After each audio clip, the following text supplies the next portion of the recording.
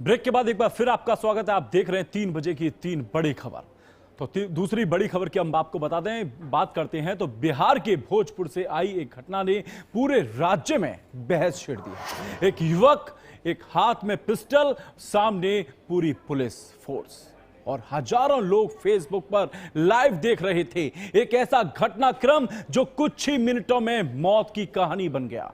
जी हां, क्या यह पुलिस और एक युवक के बीच टकराव था या फिर एक ऐसा ऑपरेशन जो अब खुद सवालों के घेरे में खड़ा है। बिहार के भोजपुर जिले के शाहपुर इलाके में रहने वाला एक युवक, जिसे इलाके के लोग मानसिक रूप से बीमार बताते हैं, उसके हाथ में एक पिस्टल है, सामने पूरी पुलिस फोर्स खड़ी है और इन दोनों के बीच जो कुछ भी हो रहा है उसे हजारों लोग फेसबुक पर लाइव देख रहे हैं। पुलिस लगातार उसे समझाने की कोशिश कर रही है, बातचीत चल रही है, तनाव बढ़ता जा रहा है और तभी अचानक पुलिस के कहने पर वह युवक अपनी पिस्टल जमीन पर फेंक देता है। ऐसा लगता है कि अब मामला खत्म हो जाएगा, युवक सरेंडर कर देगा और पुलिस उसे हिरासत में ले लेगी।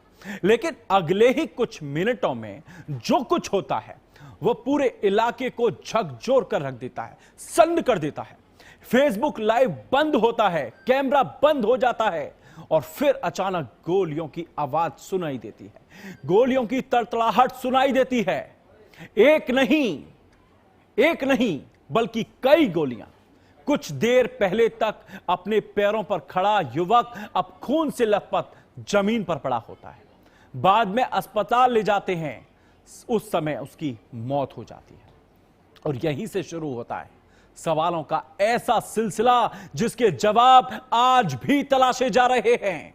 युवक का नाम भरत भूषण तिवारी है। जी हां, भरत भूषण तिवारी, जिसने बीएससी तक पढ़ाई की थी, नौकरी पाने की कोशिश की लेकिन कामयाबी नहीं मिली। धीरे धीरे उसने खुद को समाज सेवा की तरफ मोड़ लिया। पहले ये बयान सुनिए। तो वो आए यहाँ पे जब बोल सकते हैं कि कौन लड़का है, ना पुलिस से डर है ना सरकार से डर है, तो हम सब सरकार से हम डरेंगे तो मांग किससे करेंगे? तो लड़का भरत तिवारी क्यों डरेगा सरकार से चाहे पुलिस से? क्यों जरूरत पड़ गई थी भरत तिवारी को बंदूक उठाने की? उनको जान का खतरा था।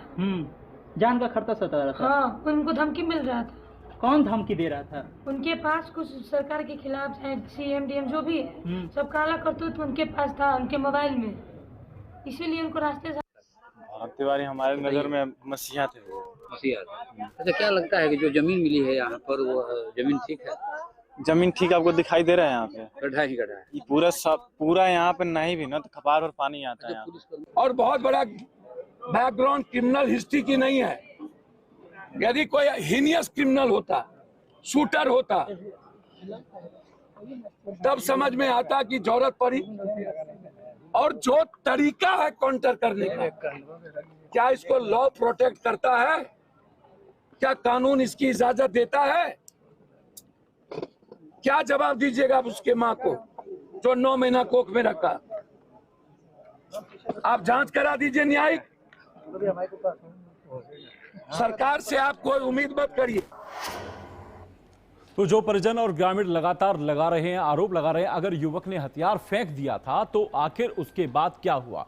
तो जिस तरीके से न्यायिक जांच के आदेश भी दे दिए गए, लेकिन तमाम सवालों पर बात करने के लिए हमारे साथ जुड़ रहे हैं हमारे बिहार के वरिष्ठ पत्रकार हैं अंजनी कुमार पांडे। अंजनी जी, आपका बहुत बहुत स्वागत है।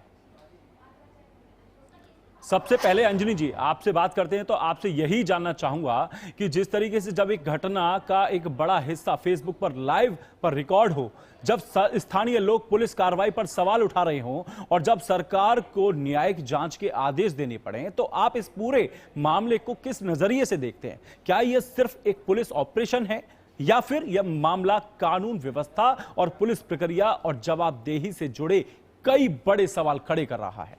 क्या लगता है?